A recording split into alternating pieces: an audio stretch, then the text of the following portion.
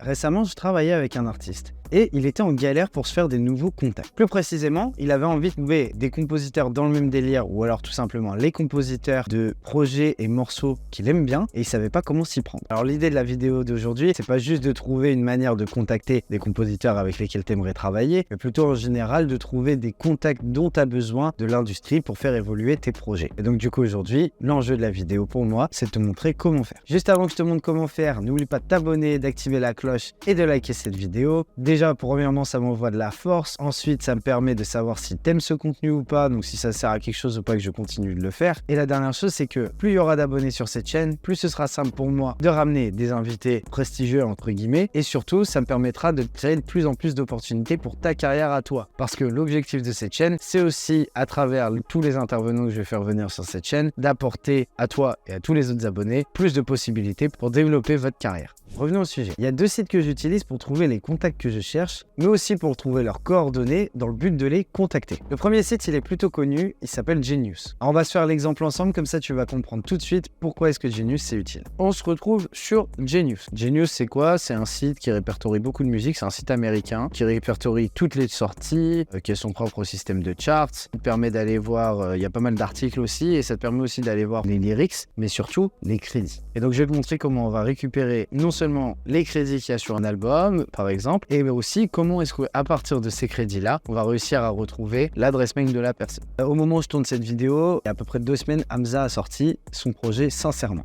Hamza, c'est un artiste que j'adore et que je trouve très sous-coté malgré les chiffres qu'il fait. Je trouve que c'est un artiste qui pourrait aller bien plus loin que juste la France. Ça pourrait être une resta aux États-Unis. En termes de musicalité et tout, ça sonne à fond. Je pense qu'il pourrait aller très très loin, Hamza. Donc on va taper Hamza. Imaginons qu'on va chercher à travailler avec les compos d'Hamza. Alors, donc on arrive sur la page d'Hamza, on voit qu'il y a ses sons les plus connus, ici un petit encart avec qui est Hamza, et un peu comme une biographie sur Hamza. Et ici on voit les albums populaires de Hamza. Donc il y a Sincèrement, 140 BPM, Sans ta sauce, Paradise, 1994. Perso, je suis un grand fan de Paradise, donc on va cliquer sur Paradise. Une fois qu'on arrive sur Paradise, on a donc la liste des sons. Ici, on a plein de crédits, et c'est ça qui va nous intéresser. Et après, je vais te montrer comment à partir d'un son on peut aller encore plus loin. Donc comme on peut le voir, on a les featuring, donc, qui étaient sur l'album, les producers, qui sont les gens qui ont travaillé sur cet album et qui ont produit sur cet album, les écrivains, on peut voir le premier assistant caméra, assistant production, assistant réalisateur, qui a produit le clip principal de Paradise. Alors je ne sais pas c'est quel clip le clip principal de Paradise, je ne m'en rappelle pas, bref, qui a édité les couleurs du clip, bref, directeur photographie, donc si t'aimes les photos que fait Hamza, et ben Yann Hurtado, il pourra t'aider, direction artistique des clips, Nico Bellagio, enregistré à quel studio, par qui est-ce que ça a été enregistré, et qu'est-ce qu'on peut voir? On peut voir qui a fait le mastering, bref, mixé par qui. Bref, on peut avoir à peu près toutes les personnes qui ont travaillé sur le projet. Et on peut aussi voir ça ici. Par exemple, on peut voir là, produit par Ozzy Touch, Hamza, Prinsley, Ponko. Là, Hamza, Ponko. Là, Ponko. Ici, Prinsley, Ponko et Nico Bellagio. Et on va s'arrêter sur Sometimes, qui est un de mes sons préférés. On voit qu'il y a Ozzy Touch et Amir Boudoui. Donc on va cliquer dessus. Donc évidemment c'est un exemple, on n'est pas obligé de faire ça juste avec Hamza, on peut faire ça avec qui on veut. On peut faire ça d'ailleurs, je vais te montrer, avec simplement un single.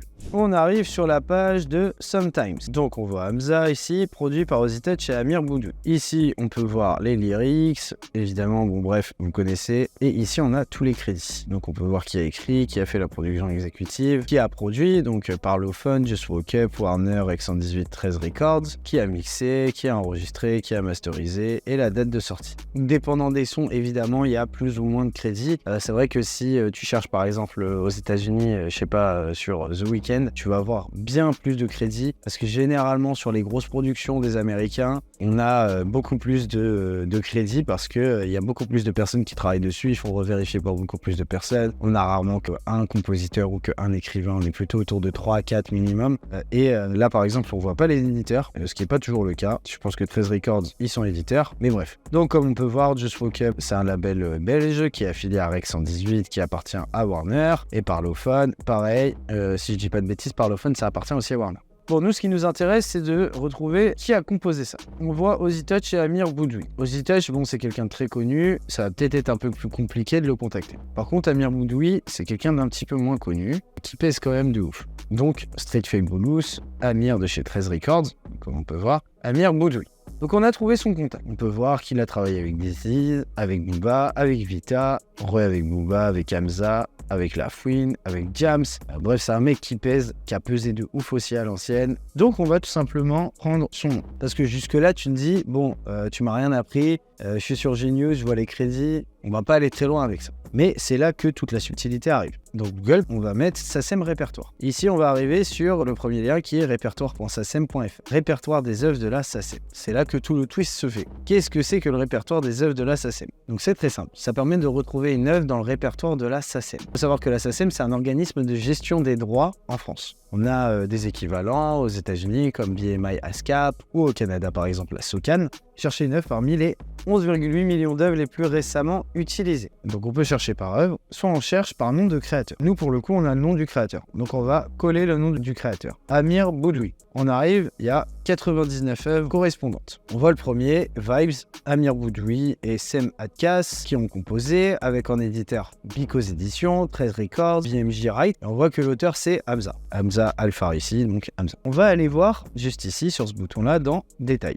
Et dans Détails, c'est là que tout devient très intéressant. Je te rappelle depuis tout à l'heure, ce que nous on cherche, c'est non seulement avoir le nom des personnes qui sont derrière la production de Sometimes, mais aussi leurs contacts. Donc là, on arrive, on voit donc Vibes, code ISWC, donc ça c'est juste un code référence pour le son. Les différents ayants droit, donc on peut voir tout le monde. Juste ici, on peut voir 13 Records aussi qui est en édition. Le code IPI, à quoi ça sert? C'est juste un code qui permet de référencer chaque personne pour la SACEM pour qu'ils ne se trompent jamais sur la distribution des droits. Et là, ce qui va vraiment nous intéresser, c'est la section éditeur. On voit Because Edition, on a l'adresse de Because Edition, bon, adresse très connue puisque Because c'est très connu, et on voit l'email de la personne qui a travaillé chez Because sur ce son. Donc il s'appelle Nicolas Moron. Donc déjà, on a récupéré en 2 secondes l'email de Nicolas Moron. Et donc après, on peut faire des recherches sur qui est Nicolas Moron, comment le contacter, sur quoi il a travaillé et tout, et voir que potentiellement c'est un contact qui nous intéresse. Mais nous, on est venu chercher Amir Boudoui. Et on voit que chez 13 Records, non seulement on a l'adresse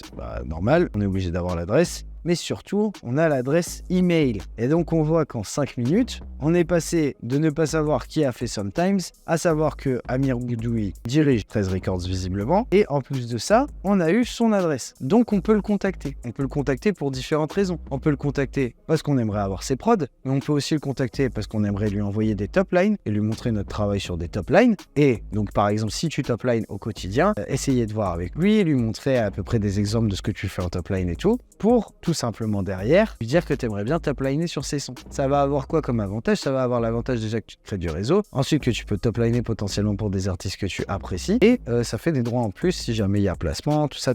Tu prends des droits de composition. Très simplement, en 5 minutes, comment trouver le contact d'à peu près n'importe qui. Je précise que ça marche non seulement sur la SACEM, sur la BMI, la SCAP, je crois que ça marche sur la SOCAN, j'ai jamais essayé. En fait, ça te permet d'avoir quasiment tous les contacts de la planète très facilement. 2 petites choses avant de finir, si tu composes, que tu rappes ou tu chantes et que tu aimerais qu'on travaille ensemble, que ce soit pour des prods ou alors tout simplement pour du conseil au niveau de ta direction artistique, ton marketing ou même ce que tu veux, moi je suis ouvert à tous les sujets, n'hésite pas, je vais te mettre soit un mail, soit un formulaire en description de cette vidéo. N'hésite pas à me contacter, même si t'oses pas trop, il n'y a aucun problème, je suis pas du tout dans le jugement avec qui que ce soit, si t'es pas en confiance par rapport à ta musique ou si t'as pas encore percé ou t'as pas un argumentaire de vente de fou. Ce que j'aime avant tout, c'est de travailler avec des passionnés, des gens qui respectent la musique, et donc ce sera avec grand plaisir. Et la dernière chose, c'est n'oublie pas de t'abonner, d'activer la cloche, de liker. D'ailleurs, si tu as une question, n'hésite pas à me la poser en commentaire ou alors en MP sur Insta. Je te mets mon Insta par ici. Comme ça, si tu veux me contacter plutôt en privé parce que tu as une question qui est plutôt complexe, on va dire, n'hésite pas à le faire. Et évidemment, l'abonnement, la cloche et le like, ça me permet de voir que ce genre de contenu t'intéresse, que tu as envie que je continue à faire ça. Et comme je l'ai rappelé tout à l'heure, plus il y a d'abonnés sur cette chaîne, plus moi, ça me permet d'ouvrir des opportunités. J'ai des vidéos, des idées de vidéos de fou pour la fin d'année qui aideraient de dingue les personnes comme toi qui ont envie de développer leur carrière de musique. Donc surtout, n'oublie pas de t'abonner, partage la vidéo si tu kiffes et on se dit à bientôt.